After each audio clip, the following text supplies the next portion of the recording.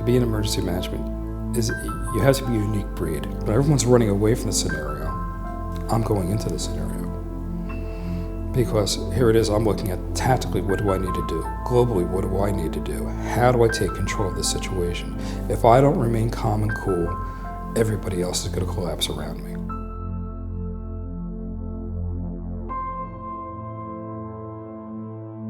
We're near Coney Island. That's why we're named Coney Island, obviously.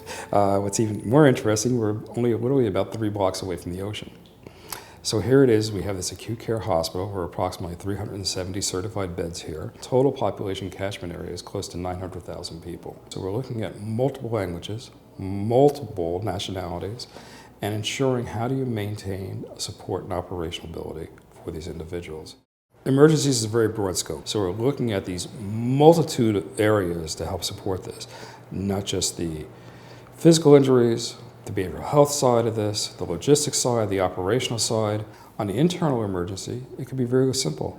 You could have a spill here at the hospital of some chemicals, fire drills to an actual fire event. For catastrophic situations, we always have to be cognizant of coastal storm scenarios. We also have to be cognizant clearly of any events happening on the utility systems outside, and also natural events and also terrorist events. What's my requirement to do on this? Very simply is we have to plan, prepare, and review our policies and procedures. We have to ensure people are ready. God forbid there's a scenario that does happen. And how do we do that?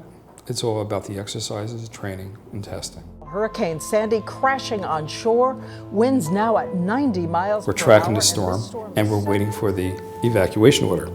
Sandy is, we're being told, shelter in place. So we sat down with the team and said, let's plan for the worst. So we identified who can be discharged here from the hospital. We also looked at our critical patients. Some are on ventilators, some are on multiple systems. If we have any type of failure here, is these patients going to die? And so we decided, let's move our critical patients out. We ended up moving out approximately 36 critical patients out of the 2 days before the storm. That was part of our saving grace. The storm hits. Water is everywhere. So you're literally seeing the campus, the water is starting rising and rising, rising. First 1 foot, then 2 feet, then 3 feet. In some areas of the campus, 5 and 6 feet. So first thing we had to do was evacuate the patients from the emergency room, take them all off the first floor. We were able to evacuate all the patients in the ED in under 30 minutes. Next thing is the engineers telling us is we got to shut the power off to the building, if not we're going to lose our generators.